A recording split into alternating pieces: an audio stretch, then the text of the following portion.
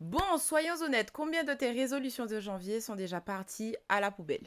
Allez, pas de honte, on passe tous par là. On commence l'année comme Beyoncé, nouvelle année, nouvel mois, nouvelle résolution. Et 2 semaines plus tard, on se retrouve en pyjama devant Netflix avec une boîte de cookies à moitié vide.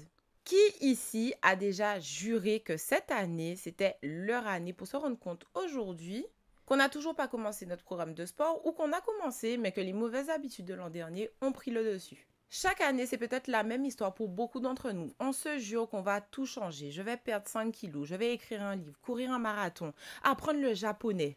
Puis la réalité nous frappe, les mois sont passés et on en est toujours au même point. On est humain, après tout. Ce n'est pas forcément toi le problème, mais juste ton approche. Et aujourd'hui, on va creuser les vraies raisons pour lesquelles les résolutions ne durent pas dans le temps.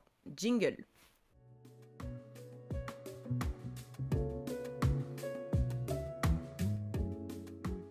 Hello, je suis ravie de te retrouver dans un nouvel épisode. Et oui, je sais que nous sommes nombreux à être assis sur le canapé pour faire un petit peu le bilan et pour se rendre compte que la quasi-totalité de nos résolutions sont parties en fumée après ces quelques mois.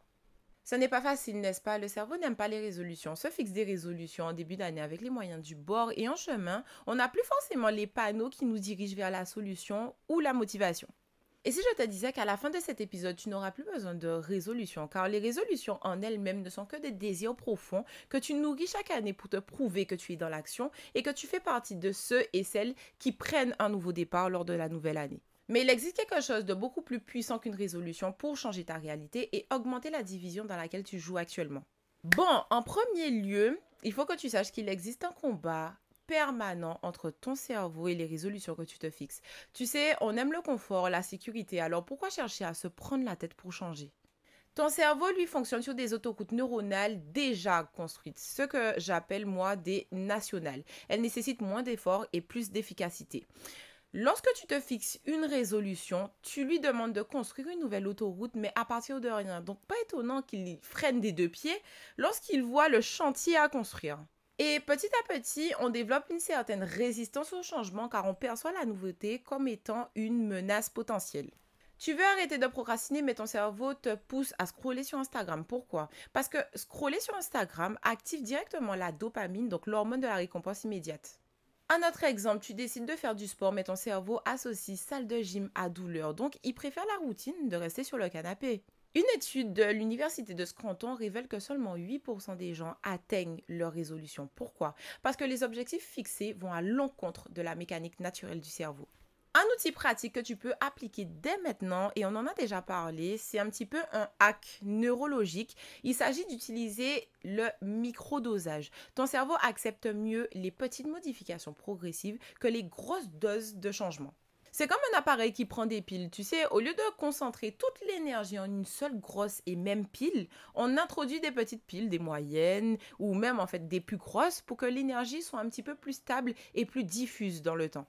Et c'est exactement pareil avec notre cerveau. Mais si le fait de ne pas tenir nos résolutions ne tenait qu'à ça, on aurait un peu moins de mal à s'en défaire. Plus j'expérimente et plus je tends à croire que le succès est mécanique en rassemblant tout un ensemble de stratégies qui bossent en synergie en direction d'un but précis. Dans la deuxième partie, le but est de mettre en lumière les 3 erreurs qui, à mon sens, sabotent nos résolutions et de leur apporter à chacune une solution pour y remédier. L'erreur numéro 1 est que tu te bases sur la motivation et pas sur un système.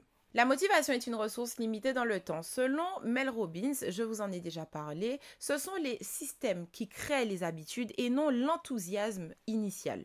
Par exemple, tu veux lire 20 livres cette année, mais sans un plan précis et concret, tu oublies d'effectuer cette tâche à la longue lorsque la motivation te fait défaut et la pile de livres, au final, elle prend la poussière. Mais il y a une solution à ça. Le but est de planifier des moments précis. Par exemple, 10 minutes de lecture après le petit déjeuner, 10 minutes de lecture avant de s'endormir. Ça va te permettre d'être beaucoup plus précise et concrète dans tes objectifs. L'erreur numéro 2 est que ton objectif est trop vague ou irréaliste. Un objectif flou débouche sur un plan inexistant. Un objectif irréaliste engendre un découragement rapide. Par exemple, si tu énonces que tu veux manger sainement et que tu t'arrêtes à là, ce n'est pas un objectif, mais une sorte de résolution et qui n'est de plus pas smart. Je vous ai déjà parlé de cette méthode qui consiste à se créer un objectif clair pour augmenter nos chances de réussite et diminuer les chances de ne pas l'atteindre. Donc, par exemple, le fait de dire je souhaite rééquilibrer mon alimentation en commençant par remplacer mon goûter par un fruit 3 fois par semaine. On a affaire à un objectif qui est plus smart, c'est plus concret que la résolution du départ et ça dessine un plan concret sur les mécanismes que tu vas toucher pour atteindre ton but. Donc, la solution, c'est d'intégrer la méthode SMART au quotidien. Donc, il faut que l'objectif soit spécifique, mesurable, atteignable, réaliste et temporel. Donc, si tu ne l'as pas encore regardé, je t'invite à regarder la vidéo justement qui traite de la méthode SMART pour se fixer des objectifs concrets. La troisième erreur est que tu oublies ton pourquoi. Sans un pourquoi émotionnellement engageant, ton objectif perd de son sens. En gros, ton pourquoi, c'est pourquoi tu veux atteindre telle chose, pourquoi tu veux effectuer telle chose. Par exemple, si tu veux économiser de l'argent, connecte cet objectif à un rêve précis. Je veux aller en Thaïlande l'année prochaine. Si tu veux coûte que coûte effectuer ce voyage qui t'apportera paix, plaisir, excitation, c'est cette émotion liée à cet objectif qui va te permettre de te rappeler pourquoi tu effectues ces actions tous les jours. Pourquoi il faut que tu passes par ces étapes pour y arriver. Une solution simple, écris ton pourquoi sur un post-it et affiche-le à l'endroit où tu peux le voir tous les jours. Maintenant qu'on a mis le point sur les erreurs potentielles qui peuvent expliquer pourquoi nos résolutions ne tiennent pas forcément dans le temps, j'ai dégagé des petits hacks bonus qui vont nous permettre de respecter nos engagements sur le long terme. La première stratégie concerne la méthode des habitudes empilées, autrement dit les ancres. Pour ceux qui ont écouté les épisodes du mois de janvier, vous savez exactement de quoi je parle. Donc, ce concept consiste à associer une nouvelle habitude sur une routine déjà existante.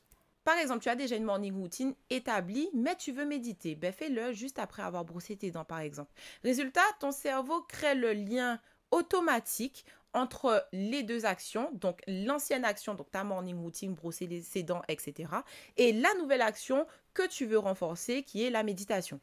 Pour le deuxième concept, il s'agit d'utiliser l'effet de l'engagement social. Partager votre objectif avec d'autres personnes augmente vos chances de succès. Donc, trouve un partenaire pour t'entraîner, partager tes projets et rester motivé. Le troisième concept qui est bien connu, c'est justement la récompense différée. Donc, le fait de programmer une petite récompense pour chaque étape atteinte, tu sais que de toutes les façons, lorsque tu vas passer cette étape, tu auras cette récompense que tu veux coûte que coûte. Donc, cela stimule ton circuit de la récompense sans le saboter. Par exemple, après 5 séances de sport, tu sais que tu vas t'offrir quelque chose que tu aimes, un hamburger, une pizza, peu importe. Ça peut être de la nourriture, ça peut être un cadeau que tu t'offres, ça peut être un moment de massage, un moment de détente.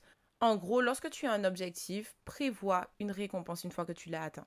C'est déjà la fin de cet épisode. Maintenant, l'atteinte de tes résolutions, objectifs, non plus de secret pour toi. Le problème n'a jamais été toi, mais juste ta méthode. Avec une meilleure compréhension de ton cerveau, des objectifs clairs, des stratégies solides, tu peux transformer tes résolutions en résultats réels dès maintenant. N'hésite pas à me dire en commentaire quelle est la chose la plus minuscule que tu peux faire dès aujourd'hui pour te rapprocher un petit peu plus de ton objectif. Et si tu as aimé cet épisode, n'hésite pas à le partager à une amie qui a besoin d'un coup de boost pour ses résolutions. Rappelle-toi que ce n'est pas le 1er janvier qui fait la différence, c'est ce que tu fais chaque jour durant l'année qui compte. Alors, prête à recommencer, cette fois-ci, tu tiens les rênes. Si ce n'est pas déjà fait, abonne-toi pour ne rien rater et on se dit à la prochaine. Ciao, ciao!